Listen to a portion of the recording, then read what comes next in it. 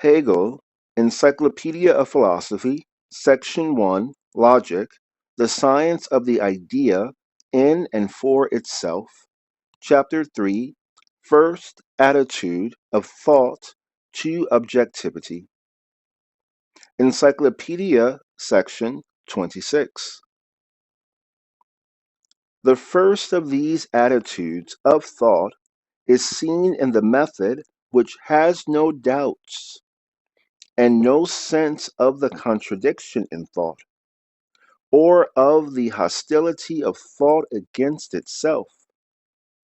It entertains an unquestioning belief that reflection is the means of ascertaining the truth and of bringing the objects before the mind as they really are.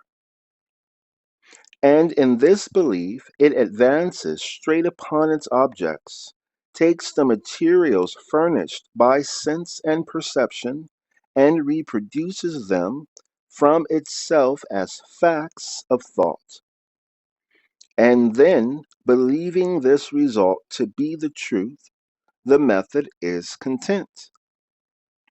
Philosophy in its earliest stages, all the sciences, and even the daily action and movement of consciousness live in this faith.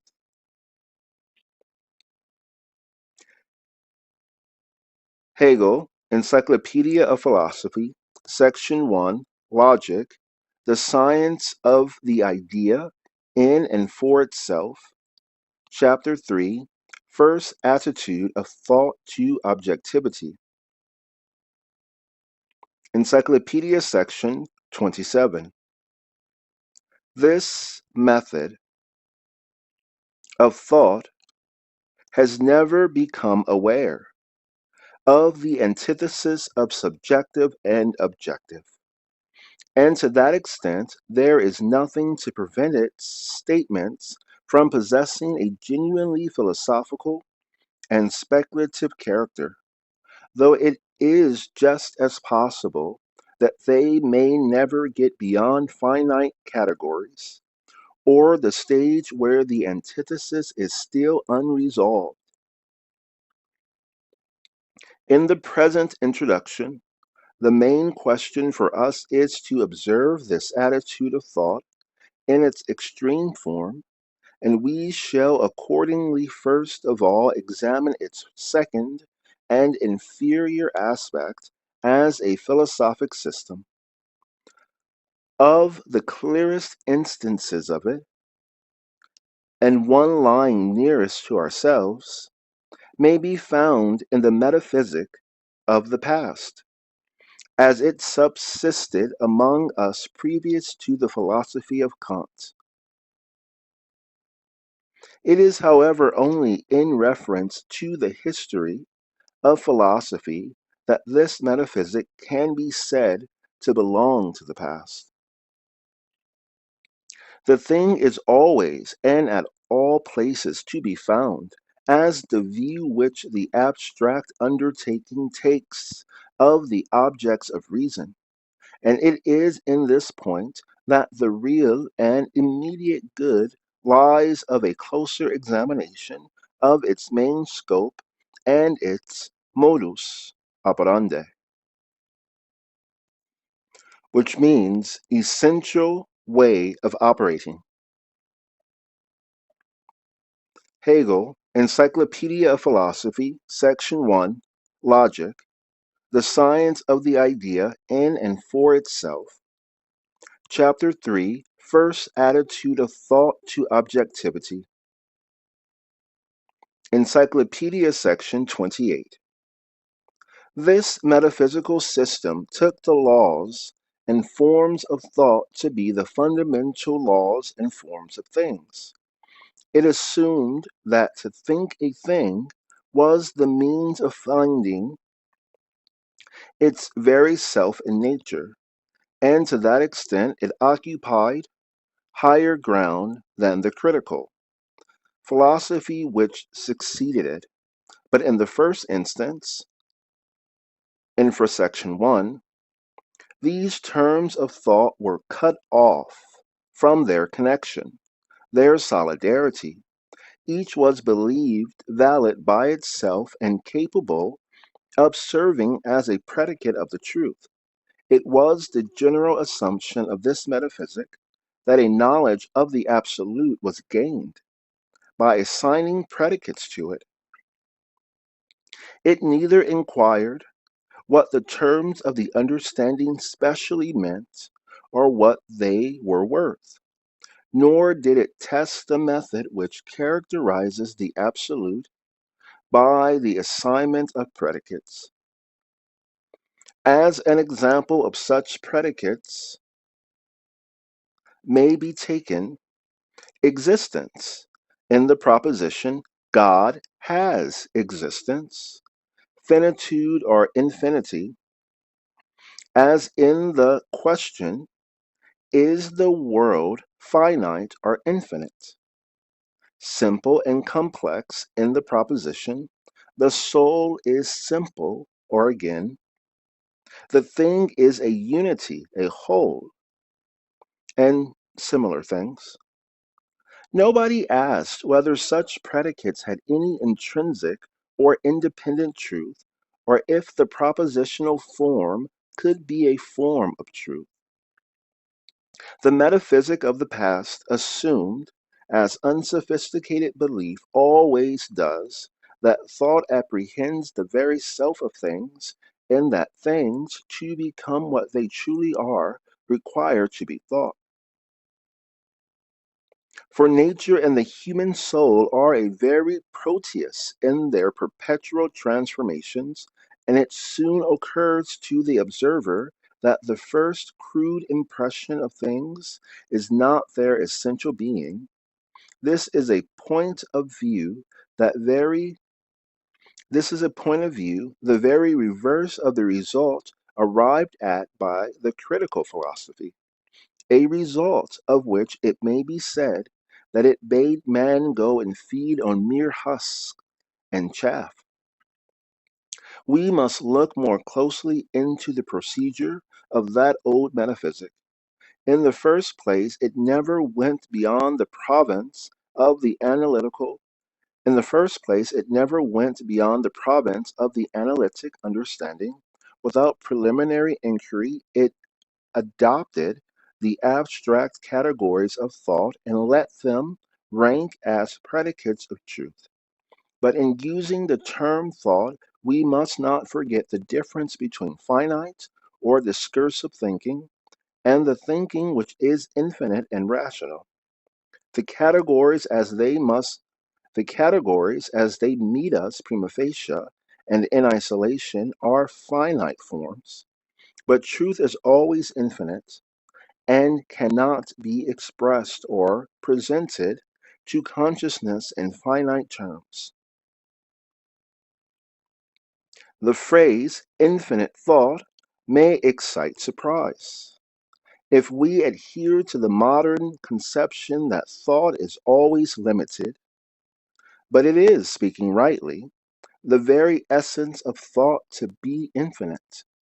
The nominal explanation of calling a thing finite is that it has an end, that it exists up to a certain point only, where it comes into contact with and is limited by its other. The finite therefore subsists in reference to its other, which is its negation, and presents itself as its limit. Now, thought is always in its own sphere, its relations are with itself, and it is its own object. And having a thought for object, I am at home with myself. The thinking power, the I, is therefore infinite, because when it thinks, it is in relation to an object which is itself. Generally speaking, an object means a something else, a negative confronting me. But in the case where thought thinks itself, it has an object which is at the same time no object. In other words, its objectivity is suppressed and transformed into an idea. Thought as thought, therefore, in its unmixed nature, involves no limits. It is finite only when it keeps to limited categories, which it believes to be ultimate. Infinite or speculative thought, on the contrary, while it no less defines, does in the very act of limiting and defining make that defect vanish. And so infinity is not, as most frequently happens, to be conceived as an abstract away and away forever and ever, but in the simple manner previously indicated. I will explain this slightly differently. Well, I will explain it in the way that I learned it from the tradition, which I believe the poetry here of uh, Sir William Wallace and Hegel the poetry is accurate to the meaning, but may not be as explanatory. It is said by Aristotelians or Platonists that God, even if you consider God the universe, is the infinite, and that all else is finite. In reality, whatever God is, he is, or it is, without beginning and without end. God is without beginning and without end. The universe,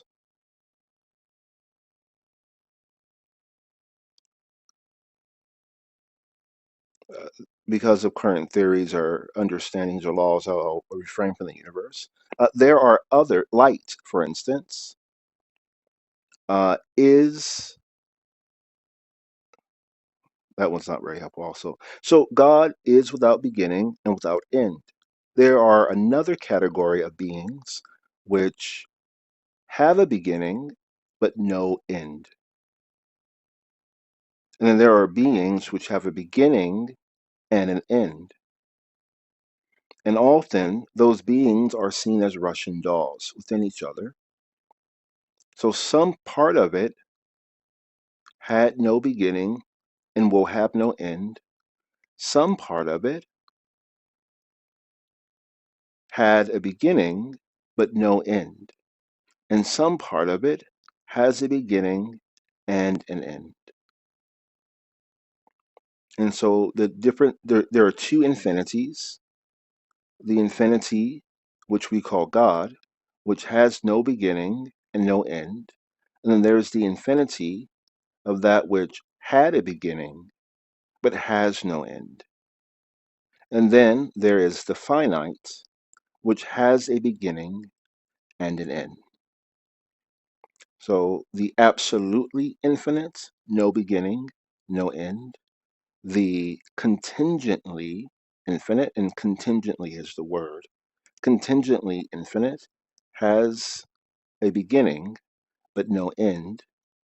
And the absolutely contingent, which has a beginning and an end.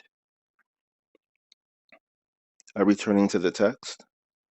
The thinking of the old metaphysical system was finite.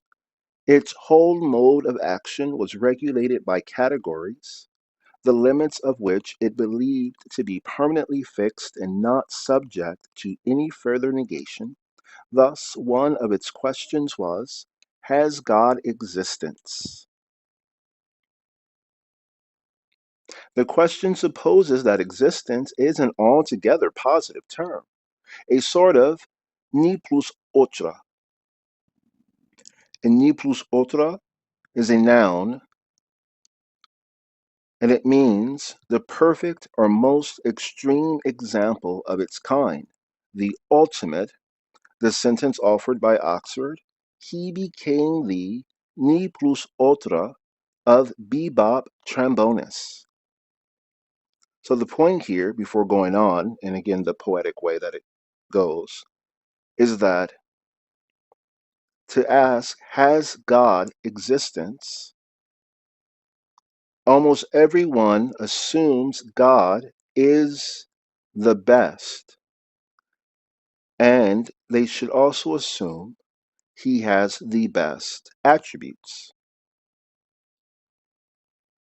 He has the most beautiful names. Existence, according to Hegel and the tradition of Neoplatonists, is not the most extreme example of its kind, and it is not the ultimate. Existence is not the best thing ever. So,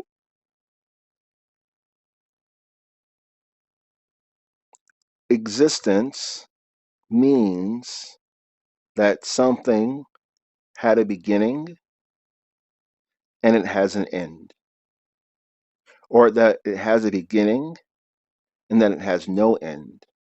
Existence does not mean that it had no beginning and no end. So you have God, which has no beginning and no end. You have the angels, which have a beginning but no end. And then you have the human experience, though not the soul of humanity, which has a beginning and an end. And so existence, we would say God has um, preter-existence. He has something that is better than existence. For instance, this is helpful. For many generations of men, we worshipped the sun. And it seems to some people that's a strange thing to do. But the sun is now known scientifically to be the producer of almost every material thing in our solar system, including radio waves and certain other forms of light and energy, that it causes growth and holds on to us as we navigate our part of the galaxy and even the universe. The sun is amazing. The sun had a beginning. It at some point may have been gas that was ignited and eventually grew in density, and that density allowed it to merge, to merge. Hydrogen is what it is, and that hydrogen was able to actually decay and become helium and decay and become carbon, and we are carbon based human beings. And so everything beyond that, we believe it had, and our science teaches us that our sun is responsible for, well, because of itself, it is mostly everything in the galaxy. Everything other than itself in our solar system, not galaxy, everything other than itself in our galaxy, pardon, everything other than itself in our solar system came from the sun, with some exceptions.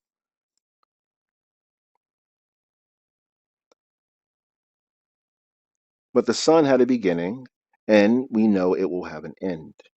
However, the sun has an existence that is greater than the earth, one would argue, and greater meaning physically greater. Though the sun seems to be ephemeral, it is actually heavier, denser, and has more substance than anything on earth. If you were to compare yourself, and if you don't want to go that far, compare a door that you might be looking at to the sun. uh, the door is the equivalent of smoke in terms of density when compared to the sun, as an example. So God's existence, qua existence, as we learned earlier, is more substantial than existence itself, because existence has a beginning and an end, or it has a beginning and no end. But existence, while it may have existence, is not the appropriate word for God, because he has no beginning and no end. And as far as the Neoplatonists go, there is no other which has that attribute. So, and I've gone through this. It's worth taking some time to discuss. I've thought about this in the context of thought as we're learning it for 36 years. Now, I've thought about it for a long time, and I've studied this since I was 21. I'm 40 now, and I was finally able to study it more formally in the last 10 years. Uh, uh, and what I've come to is that one of the things that mystics will do to you, metaphysicists, mystics, priests, imams, rabbis, gurus, maybe even Guru himself, they want you to use your faculty of thought. And one of the methods they'll have you use to use your faculty of thought is to think about the existence of God. And there is a secret tradition called atheism, which spends their entire religious existence denying that God exists. And some people in that tradition understand it this way, that no, God's existence, whatever it may be, is so substantially different from our own that we need another word for it. So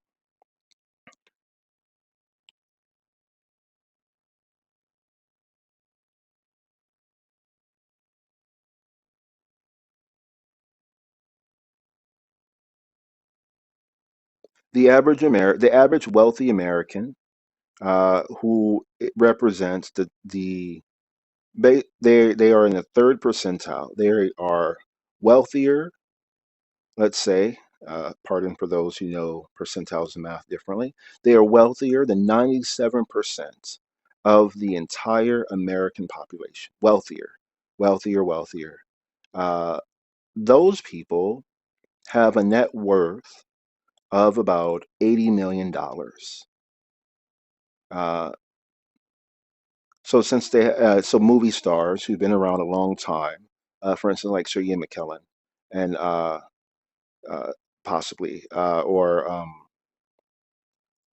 Tom Cruise,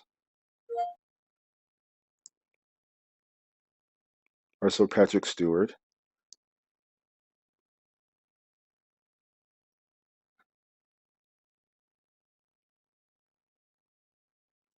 Those people uh, are wealthier than 97% of all of Americans. So we say that they are wealthy. The wealthiest Americans, and that word's weird for them, uh, are wealthier than many nations put together.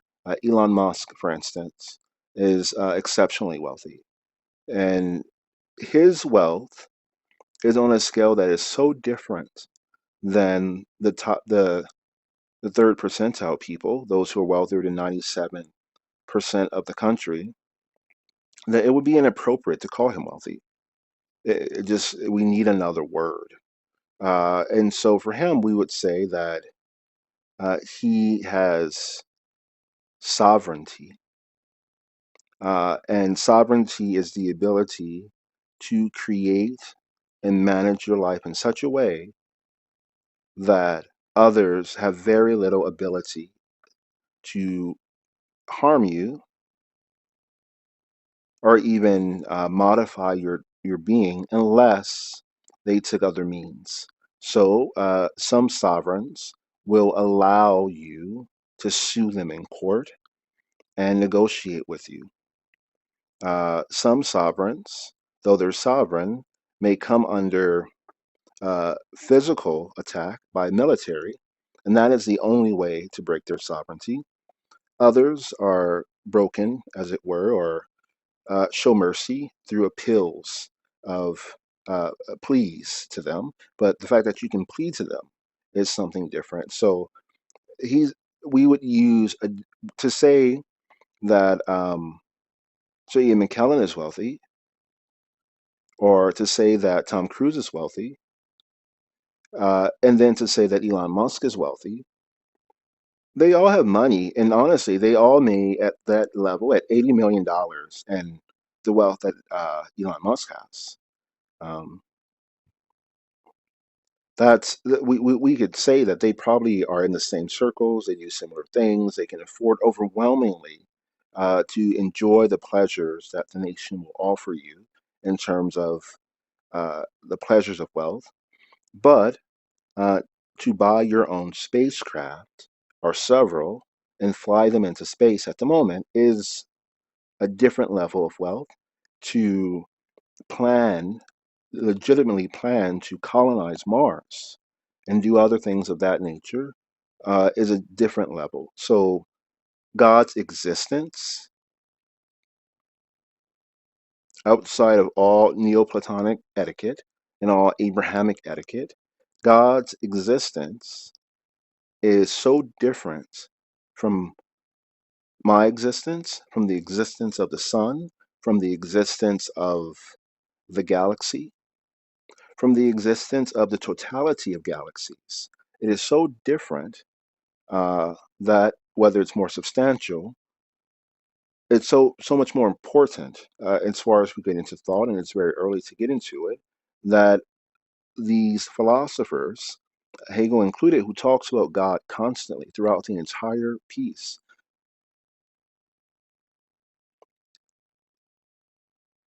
it may make when to say that has God existence, and then to say that existence isn't the best thing, then it's easier to say after that to debate whether or not he has existence, God. And so it is better to say that God has something better than existence. But it is impossible or improbable that I will understand what that is. And so all we can say is that he has something better than existence. And then you have to discuss what is existence. And so we'll go into, as we have a little bit, what does is mean? What does being mean? What does exist mean? And then what would be better than those? Okay.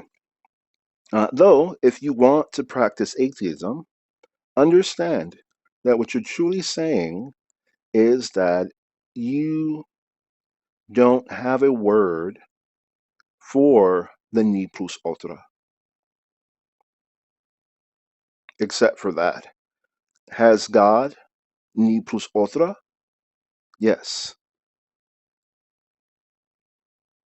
It is better to say, has God ni plus ultra, and to say yes, than to say, has God existence, and to answer in the negative. All right, returning to the text. Has God existence? The question supposes that existence is an altogether positive term, a sort of ni plus ultra. We shall see, however, at a later point, that existence is by no means a merely positive term, but one which is too low for the absolute idea and unworthy of God. A second question in these metaphysical systems was, is the world finite or infinite? The very terms of the question assume that the finite is a permanent contradictory to the infinite. And one can easily see that when they are so opposed, the infinite, which of course ought to be the whole, only appears as a single aspect and suffers restriction from the finite.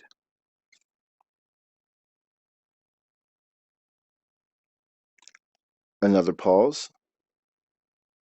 Math. In the Republic, if you read the book that is called The Republic of Plato, which I call Georg, or freedom, for its goal, there's an entire mathematical proof section that is sometimes omitted. One thing it may lead to, because I still haven't had a chance to review it, that part of it, is an understanding of what are integers or what are numbers, and then what are equations and what are principles that are still math. And so, assuming a number line from 0 outward, infinity is a particular place on the number line that can be defined, which is why we have that infinity symbol. Infinity, from my understanding of it, if you understand the universe as a sphere, a bubble, or at least is contained by one, let's say the bubble is made of helium glass, a certain state of helium, and that the material inside of it, there are the suns are building structures that, while less dense than they are larger than them, or at least when they get together, they extend farther out. At some point, the sphere of the universe will reach its capacity and be breached. That breach point, which in geometry is called a tangent, would be the point of infinity. Returning to the text. But a restricted infinity is itself only a finite. In the same way, it was asked whether the soul was simple or composite. Was it a wave or a particle? Simpleness was, in other words, taken to be an ultimate characteristic, giving expression to a whole truth. Far from being so, simpleness is the expression of a half-truth, as one-sided and abstract as existence, a term of thought which, as we shall hereafter see, is itself untrue, and hence unable to hold truth. If the soul be viewed as merely and abstractly simple, if the soul be viewed as merely and abstractly simple, it is characterized in an inadequate and finite way. It was therefore the main question of the pre-Kantian metaphysic to discover whether predicates of the kind mentioned were to be ascribed to its objects. Now these predicates are, after all, only limited formulae of the understanding which, instead of expressing the truth, merely impose a limit.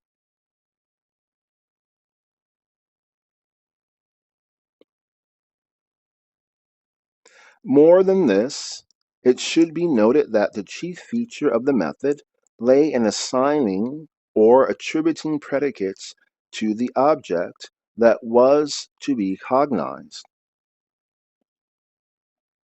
For example, to God.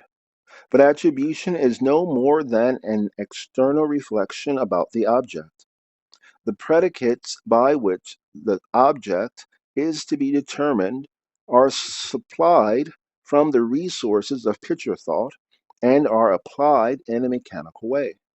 Whereas if we are to have genuine cognition, the object must characterize its own self and not derive its predicates from without. Even supposing we follow the method of predicating, the mind cannot help feeling that predicates of this sort fail to exhaust the object. From the same point of view, the Orientals are quite correct in calling God the many named or the myriad named one. One after another of these finite categories leaves the soul unsatisfied, and the Oriental sage is compelled unceasingly to seek for more and more of such predicates. In finite things, it is no doubt the case that they have to be characterized through finite predicates, and with these things, the understanding finds proper scope for its special action. It's self-finite, It knows only the nature of the finite. Thus, when I call some action a theft, I have characterized the action and its essential facts, and such a knowledge is sufficient for the judge. Similarly, finite things stand to each other as cause and effect, force and exercise, and when they are apprehended in these categories, they are known in their finitude. But the objects of reason cannot be defined by these finite predicates. To try to do so was the defect of the old metaphysics.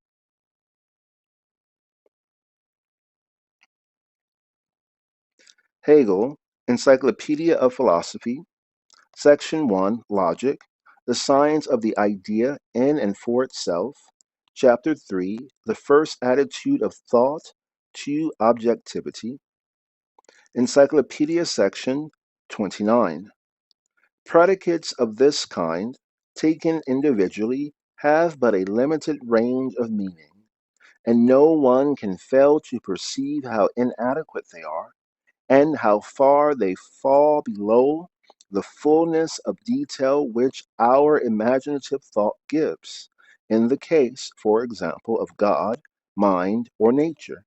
Besides, though the fact of their being all predicates of one, besides, though the fact of their being all predicates of one subject supplies them with a certain connection, their several meanings keep them apart, and consequently, each is brought in as a stranger in relation to the others.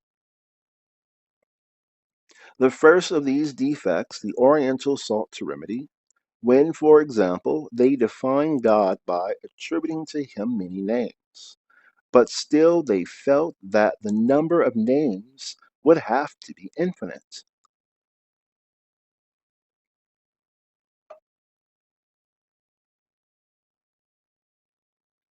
Hegel, Encyclopedia of Philosophy, Section 1, Logic, the Science of the Idea in and for itself, Chapter 3, First Attitude of Thought to Objectivity.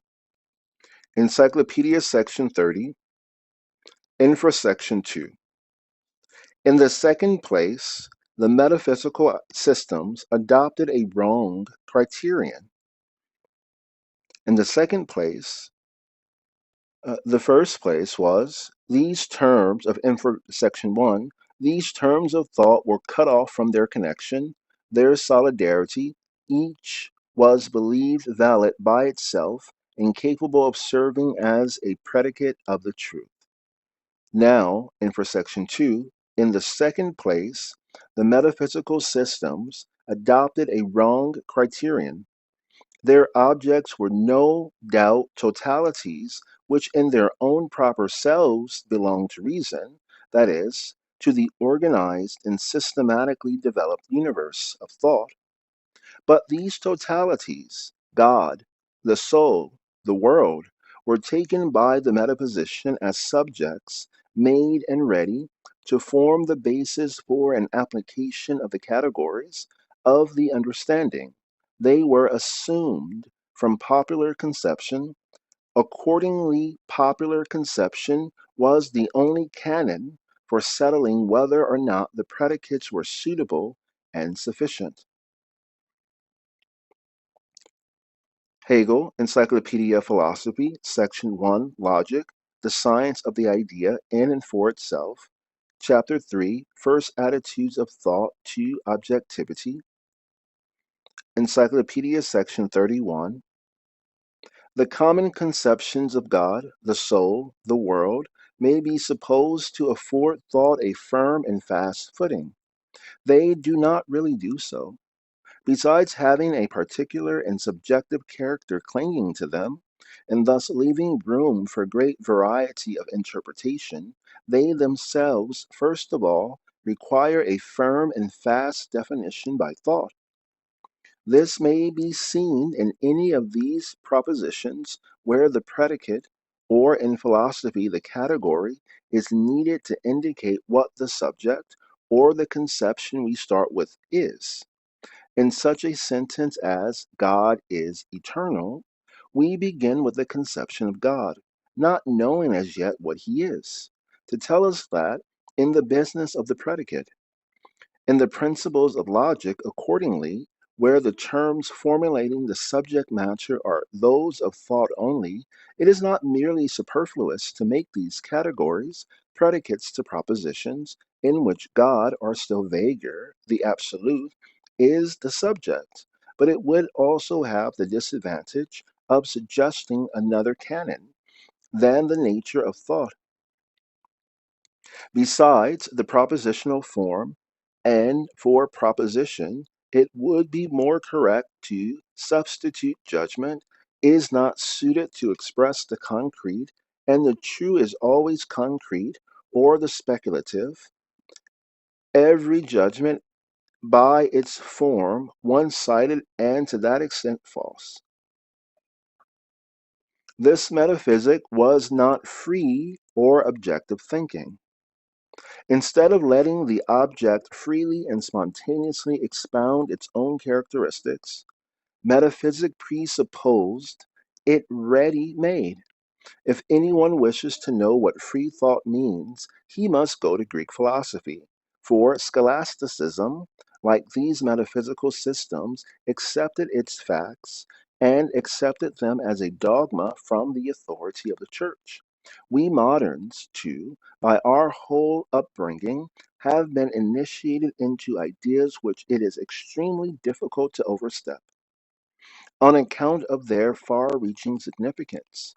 But the ancient philosophers were in a different position. They were men who lived wholly in the perceptions of the senses, and who, after their rejection of mythology and its fancies, presupposed nothing but the heaven above and the earth around.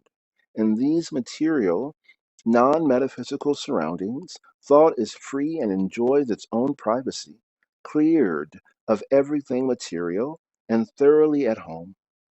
This feeling that we are all our own is characteristic of free thought, of that voyage into the open, where nothing is below us or above us, and we stand in solitude with ourselves alone.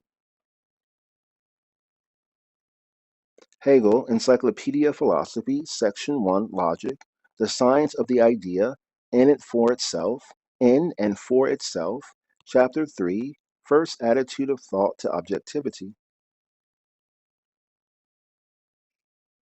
Encyclopedia Section 32, in for Section 3. So in for Section 1, these terms of thought were cut off from their connection, their solidarity, each was believed valid by itself, incapable of serving as a predicate of the true. And for Section 2, in the second place, the metaphysical systems adopted a wrong criterion. And in the third place, this system of metaphysic turned into dogmatism. When our thought never ranges beyond narrow and rigid terms, we are forced to assume that of two opposite assertions, such as were the above propositions, that one must be true and the other false. Dogmatism may be most simply described as the contrary of skepticism. The ancient skeptics gave the name of dogmatism to every philosophy whatever holding a system of definite doctrine. In this large sense, skepticism may apply the name even to philosophy, which is properly speculative. But in the narrower sense, dogmatism consists in the tenacity which draws a hard and fast line between certain terms and other opposite to them. Dogmatism consists in the tenacity which draws a hard line.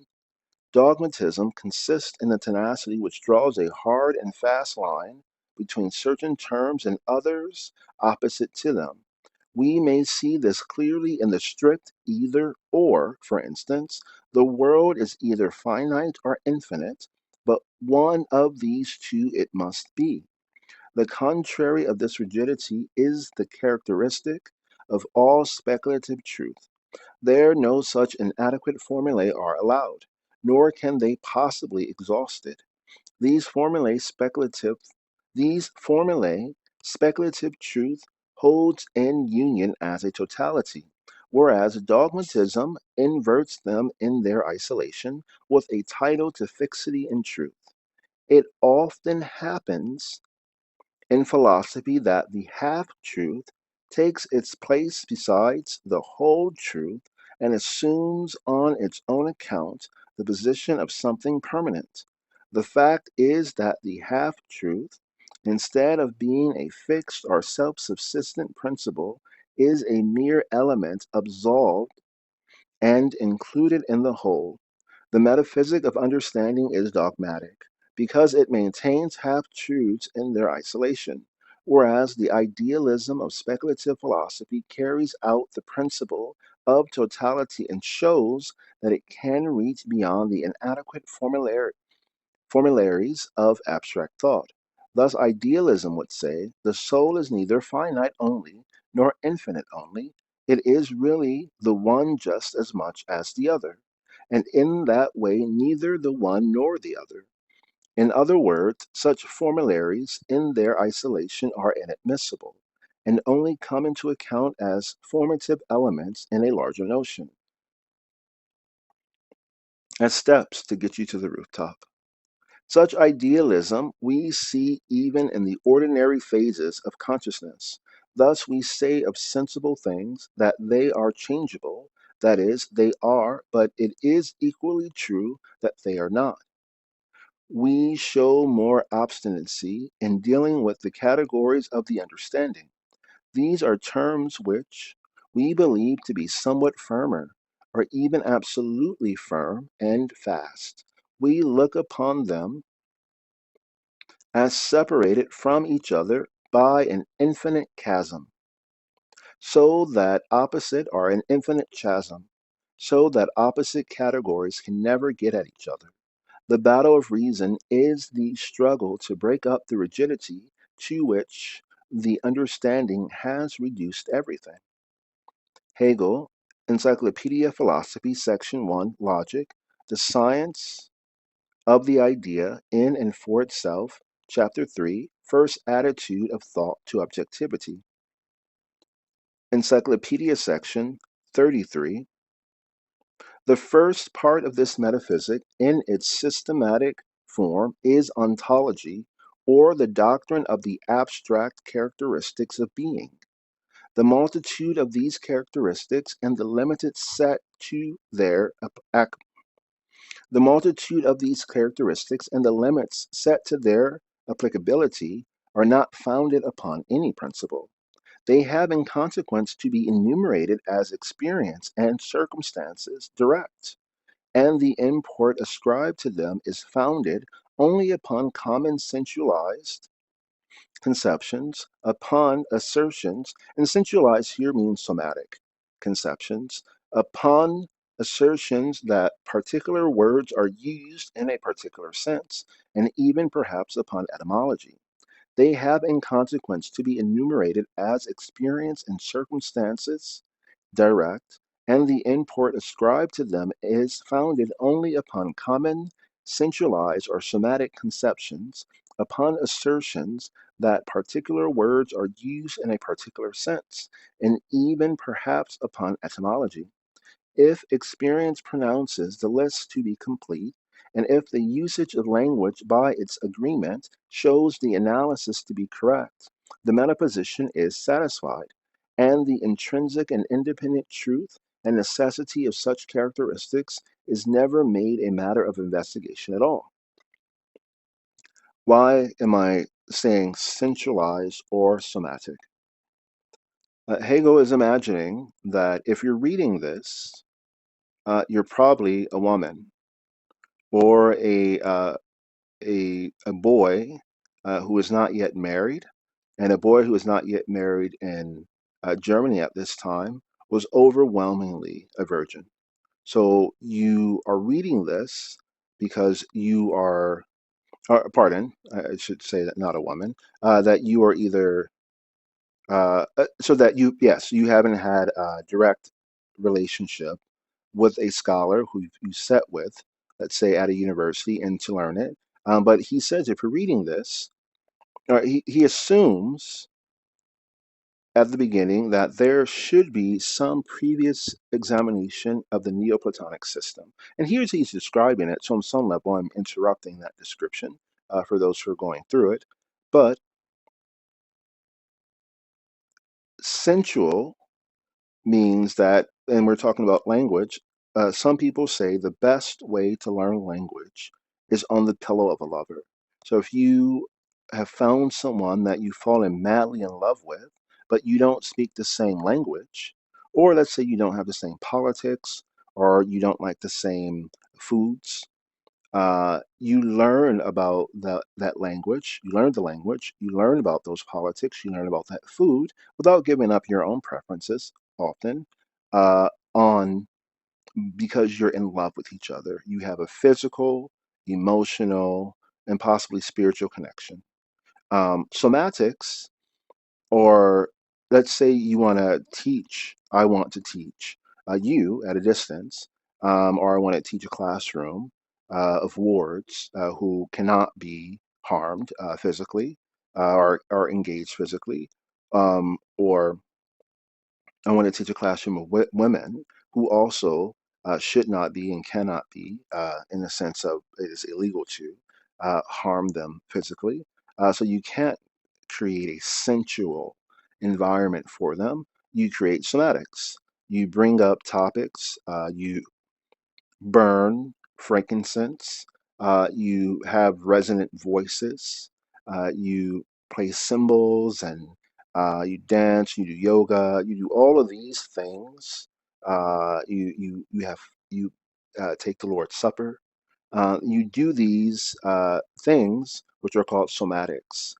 When you do them, you remember what was done at that time and you hold on to the idea. So if you're trying to teach, and the Catholic Church does an exceptional job at this, and this is because the Catholic Church is at least 2,800 years old. And it was when the family of Jesus Christ actually uh, came in and made their modification to the church. It became a bit more rational and centered around a conduit of the greater divine. So we fell down from the ultimate absolute to an absolute that was at least created into the world that we assume will go on for a very long time, at least in one way or another, the way that names continue to exist. His Ba will always be. Um, and so then a lot of rituals, again, that involved smell, sight, taste, touch, hearing, were all brought into it. And you can teach people things that otherwise have no origin, have no comparativeness, by connecting them with these smells, these sights, these tastes, this touch, this other, well, everything often but touch, except in shaking hands, possibly hugging, things of that nature that are just short of sensuous. And then sensuality is saved for intimate relationships within uh, contexts that are either uh, also defined for you by culture or by your church. In church, I mean synagogue, ashram, mosque, temple, and church, or they are acquired through watching television and seeing what other people are doing, and in the rare case, they just come about.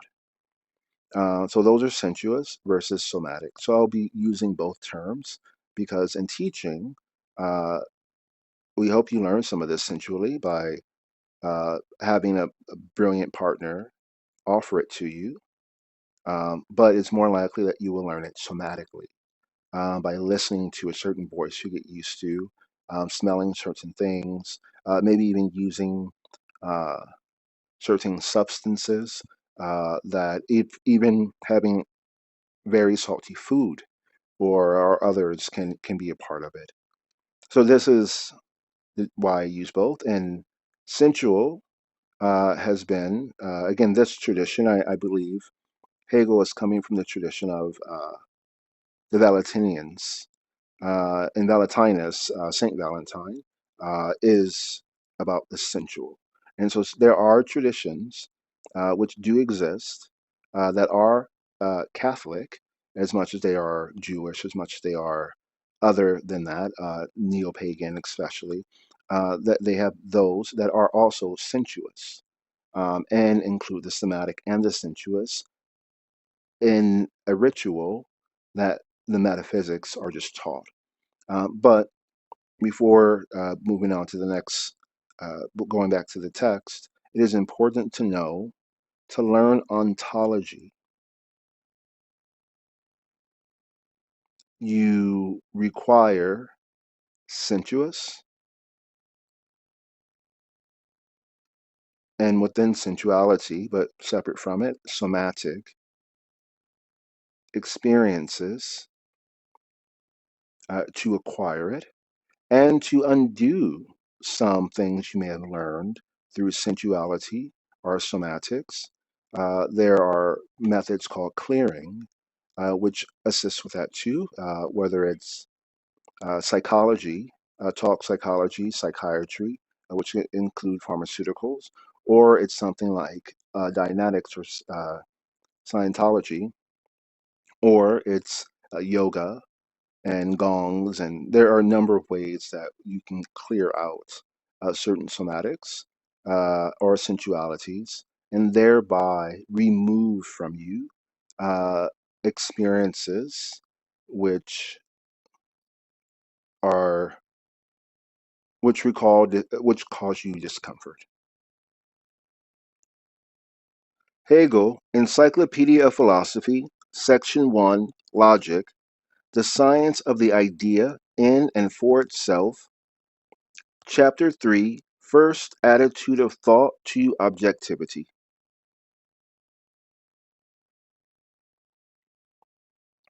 And beginning again, Encyclopedia, Section 33,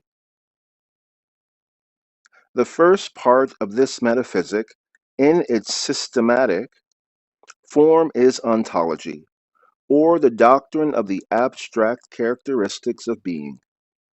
The multitude of these characteristics and the limits set to their applicability are not founded upon any principle.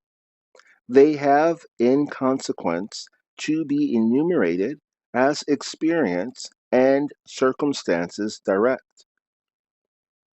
and the import ascribed to them is founded only upon common sensualized or somatic conceptions, upon assertions that particular words are used in a particular sense, and even perhaps upon etymology. If experience pronounces the list to be complete, and if the usage of language by its agreement shows the analysis to be correct, the metaphysician is satisfied,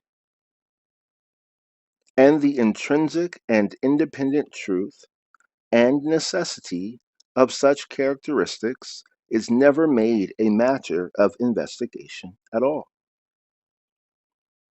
To ask if being, existence, finitude, simplicity, complexity, and similar are notions intrinsically and independently true must surprise those who believe that a question about truth can only concern propositions as to whether a notion is or is not with truth to be attributed, as the phrase is to a subject, and that falsehood lies in the contradiction existing between the subject and our ideas, and the notion to be predicated of it. Now, as the notion is concrete, it and every characteristic of it in general is essentially a self-contained unity of distinct characteristics. If truth then were nothing more than the absence of contradiction, it would be first of all necessary.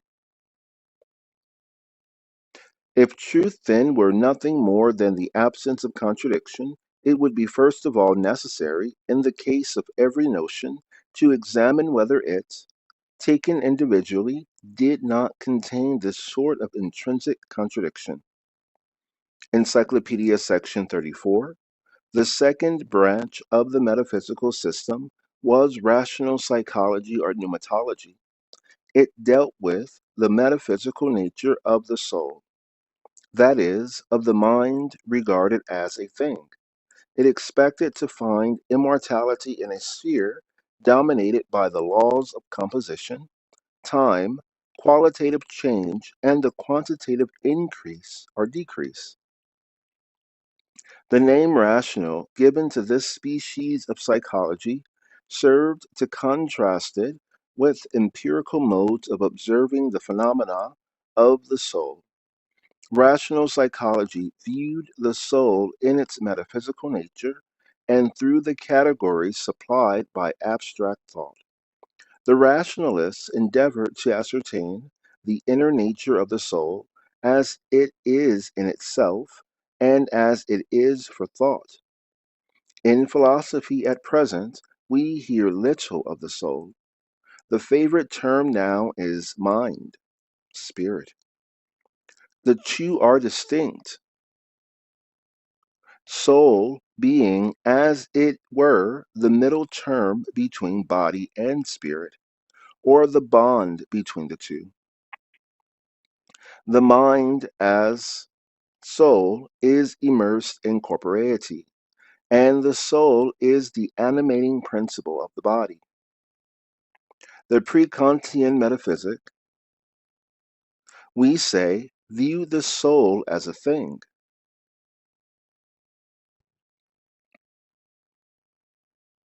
Thing is a very ambiguous word. By a thing, we mean, firstly, an immediate existence, something we represent in sensuous or somatic form. And in this meaning, the term has been applied to the soul. Hence the question regarding the seat of the soul. Of course, if the soul had a seat, it is in space and sensuously envisaged. So too, if the soul be viewed as a thing, we can ask whether the soul is simple or composite. The question is important as bearing on the immortality of the soul, which is supposed to depend on the absence of composition. But the fact is that in abstract simplicity, we have a category which as little comprehends, but the fact is that in abstract simplicity, we have a category which as little comprehends the nature of the soul as that of compositeness. A note here, this book in this form was written in 1830, and possibly after reading this book,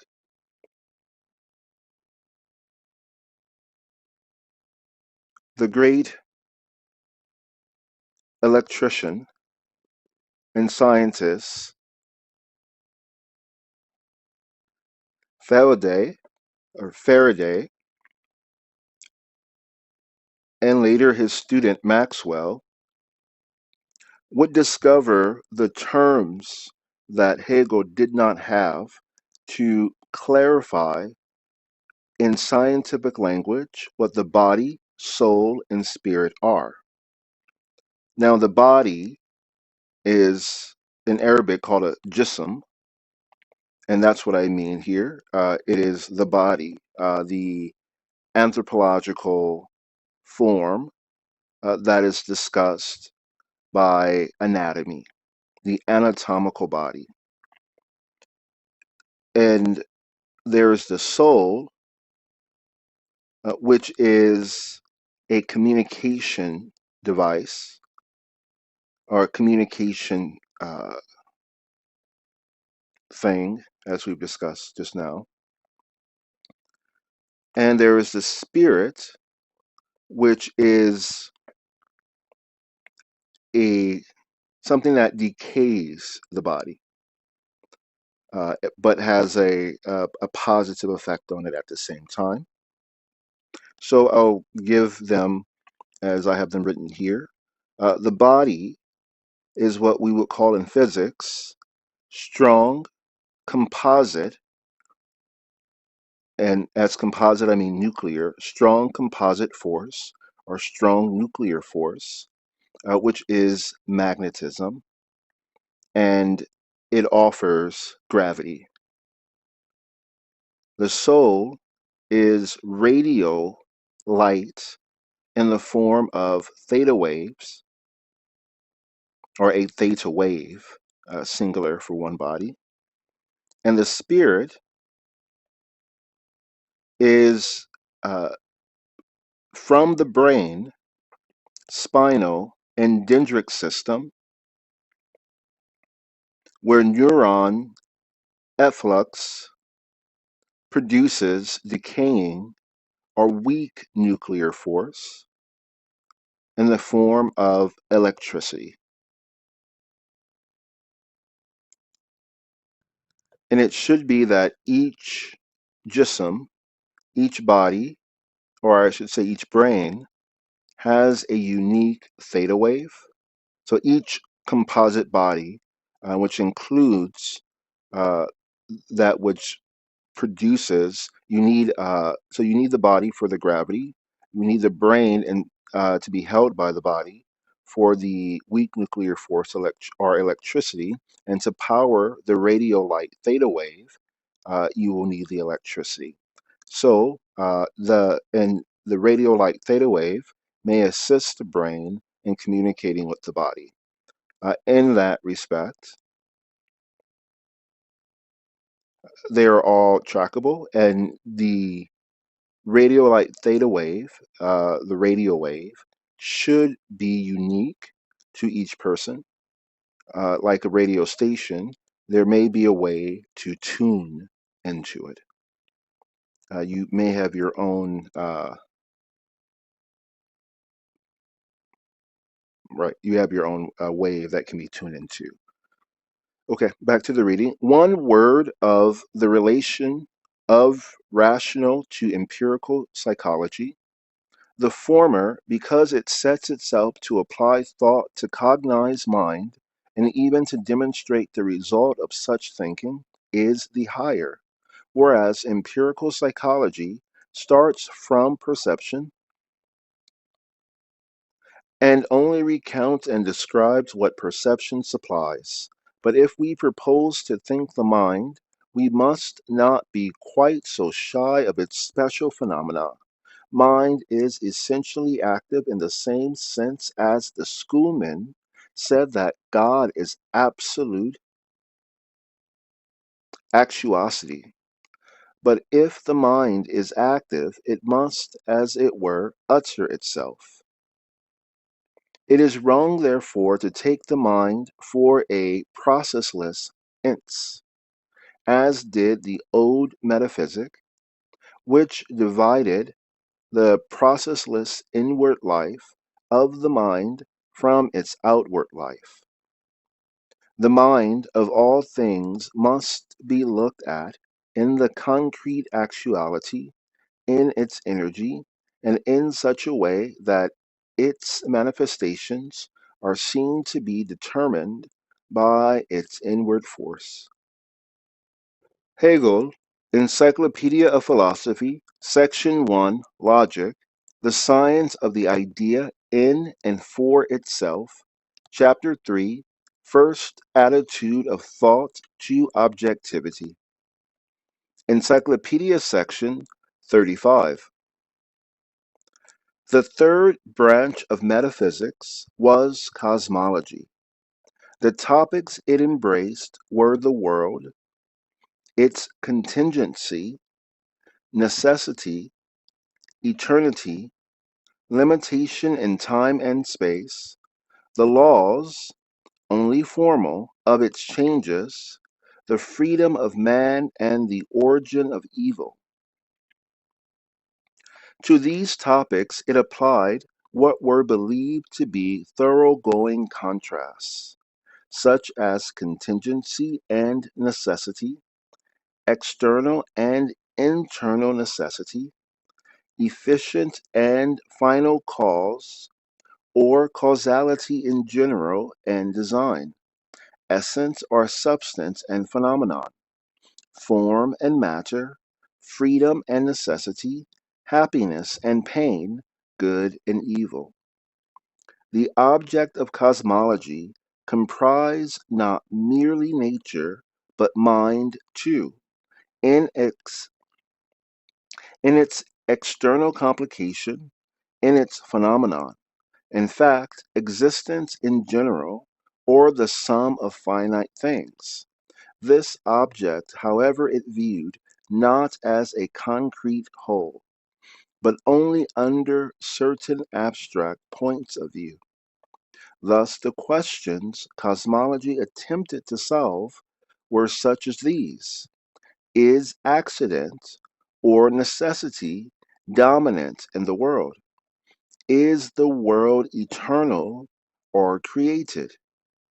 It was therefore a chief concern of this study to lay down what were called general cosmological laws.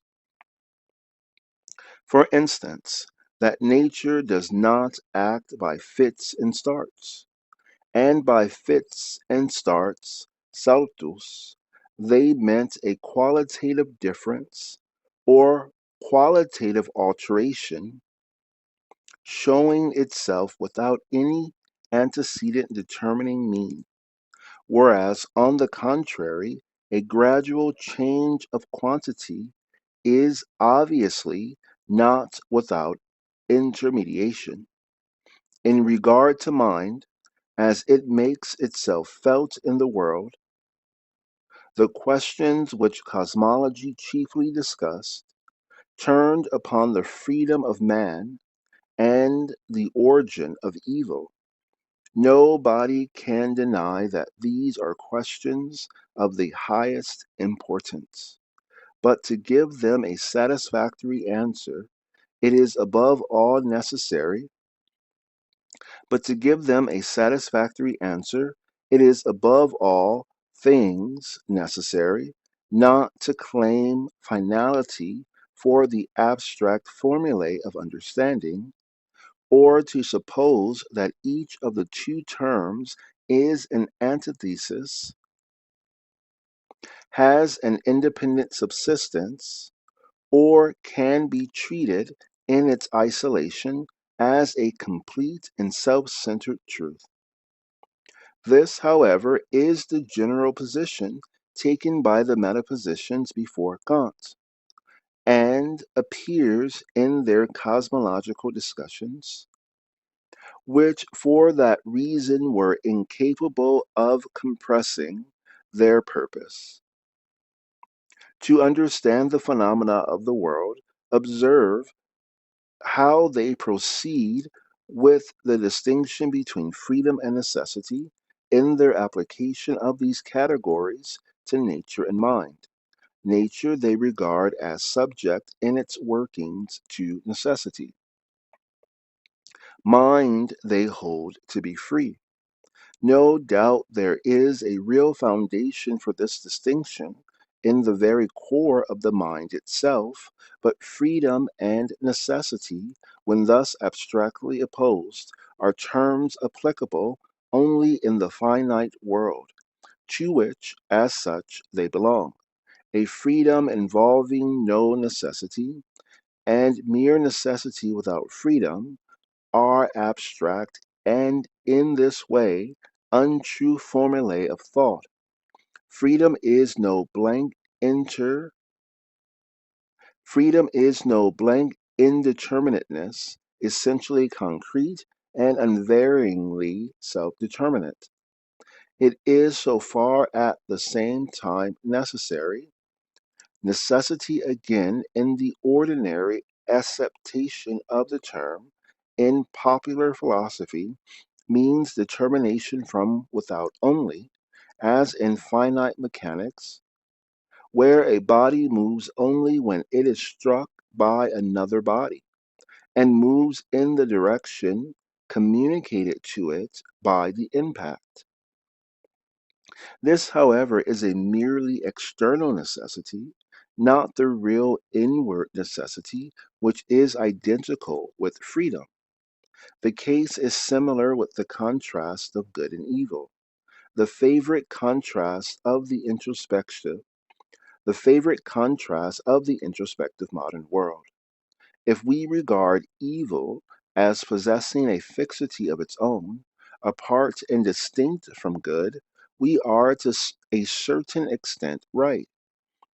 There is an opposition between them, nor do those who maintain the apparent and relative character of the opposition mean that good and evil in the absolute are one, or, in accordance with the modern phrase, that a thing first becomes evil from our way of looking at it. The error arises when we take evil as a permanent positive instead of what it really is, a negative which, though it would fain assert itself, has no real persistence and is in fact only the absolute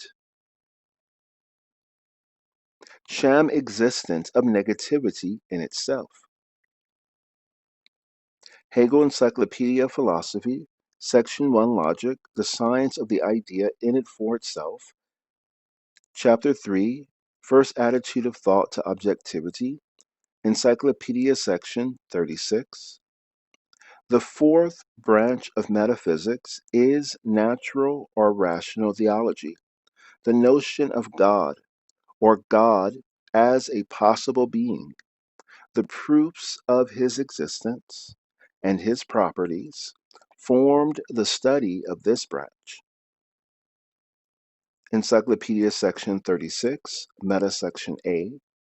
When understanding thus discusses the deity, its main purpose is to find what predicates correspond or not to the fact we have in our imagination as God. And in so doing, it assumes the contrast between positive and negative to be absolute. And hence, in the long run, nothing is left for the notion as understanding takes it, but the empty abstraction of indeterminate being, of mere reality or positivity, the lifeless product of modern deism. Encyclopedia section 36, Metasection B. The method of demonstration employed in finite knowledge must always lead to an inversion of the true order, for it requires the statement of some objective ground for God's being, which thus acquires the appearance of being derived from something else. This mode of proof, guided as it is by the canon of mere analytical identity, is embarrassed by the difficulty of passing from the finite to the infinite. Either the finitude of the existing world, which is left as much a fact as it was before, clings to the notion of deity, and God has to be defined as the immediate substance of that world, which is pantheism, or he remains an object set over against the subject, and in this way finite, which is dualism. Encyclopedia section 36, Metasection C. The attributes of God, which ought to be various and precise, had, properly speaking, sunk and disappeared in the abstract notion of pure reality, of indeterminate being. Yet in our material thought, the finite world continues, meanwhile, to have a real being, with God as a sort of antithesis, and thus arises the further picture of different relations of God to the world. These, formulated as properties, must, on the one hand, as relations to finite circumstances themselves, possess a finite character, giving us such properties as just, gracious, mighty, wise, and similar. On the other hand, they must be infinite. Now, on this level of thought, the only means, and a hazy one, of reconciling these opposing requirements was quantitative exaltation of the properties, forcing them into indeterminateness, into the sensus ementior, a sensus, a sense held to unite the sensations of all senses in a general sensation or perception, ementior, nobler or more eminent. But it was an expedient which really destroyed the property and left a mere name. The object of the old metaphysical theology was to see how far unassisted reason could go in the knowledge of God. Certainly, a reason-derived knowledge of God is the highest problem of philosophy. The earliest teachings of religion are figurate conceptions of God. These conceptions, as the Creed arranges them, are imparted to us in youth. They are the doctrines of our religion, and insofar as the individual rests his faith on these doctrines and feels them to be the truth, he has all he needs as a Christian. Such is faith, and the science of this faith is theology. But until theology is something more than a bare enumeration and compilation of these doctrines ab extra, it has no right to the title of science. Even the method so much in vogue at present, the purely historical mode of treatment, which, for example, reports what has been said by this or the other father of the church, does not invest theology with a scientific character. To get that, we must go on to comprehend the facts by thought, which is the business of philosophy. Genuine theology is thus at the same time a real philosophy of religion, as it was, we may add, in the Middle Ages. And now let us examine this rational theology more narrowly. It was a science which approached God not by reason but by understanding, gnosis, and in its mode of thought employed the terms without any sense of their mutual limitations and connections. The notation, the notion of God, formed the subject of discussion, and yet the criterion of our knowledge was derived from such an extraneous source as the materialized conception of God. Now thought must be free in its movements. It is no doubt to be remembered that the result of independent thought harmonizes with the import of the Christian religion, for the Christian religion is a revelation of reason. But such a harmony surpassed the efforts of rational theology. It proposed to define the figurate conception of God in terms of thought, but it resulted in a notion of God which was what we may call the abstract of positivity or reality, to the exclusion of all negation. God was accordingly defined to be the most real of all beings.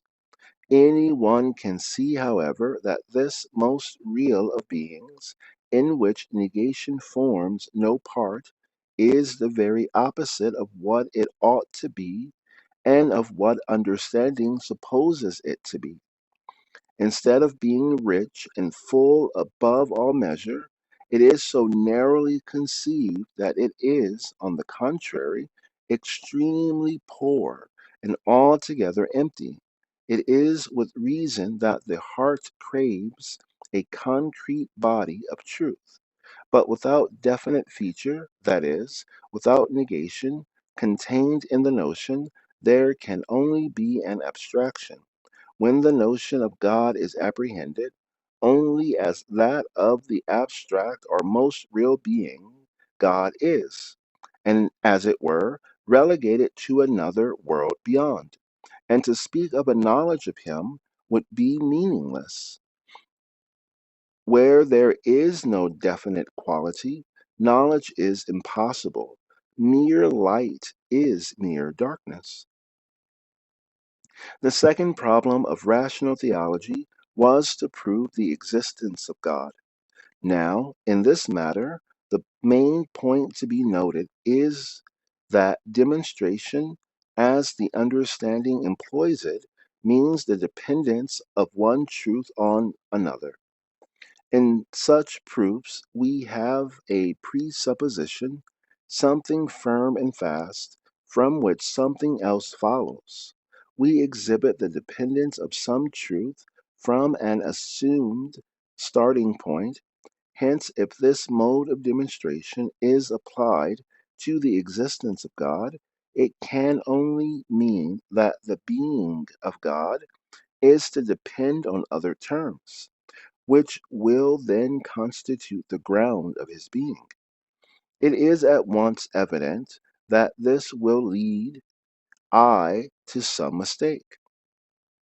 For God must be simple and solely the ground of everything, and in so far not dependent upon anything else. And a perception of this danger has in modern times led some to say that God's existence is not capable of proof, but must be immediately or intuitively apprehended.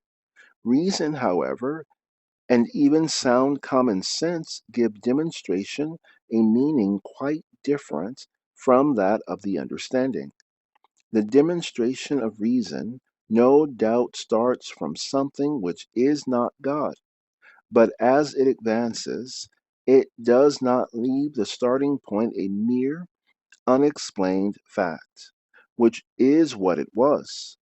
On the contrary, it exhibits that point as derivative and called into being, and then God is seen to be primary, truly immediate and self-subsisting. A summit, with the means of derivation wrapped up and absorbed in himself. Those who say, consider nature, and nature will lead you to God, you will find an absolute final cause, do not mean that God is something derivative. They mean that it is we who proceed to God himself from another. And in this way, God, though the consequence, is also the absolute ground of the initial step. The relation of the two things is reversed, and what came as a consequence, being shown to be an antecedent, the original antecedent is reduced to a consequence. This is always the way. Moreover, whenever reason demonstrates. If, in the light of the present discussion, we cast one glance more on the metaphysical method as a whole, we find its main characteristic was to make abstract identity its principle and to try to apprehend the objects of reason by the abstract and finite categories of the understanding. But this infinite of the understanding, this pure essence, is still finite. It has excluded all the variety of particular things which thus limit and deny it. Instead of winning a concrete, this metaphysic stuck fast on an abstract identity. Its good point was the perception that thought alone constituted the essence of all that is. It derived its materials from earlier philosophers, particularly the schoolmen. In speculative philosophy, the understanding undoubtedly forms a stage, but not a stage at which we should keep from ever standing. Plato is no metaphysician of this imperfect type. still less Aristotle, although the contrary is generally believed. End of chapter 3.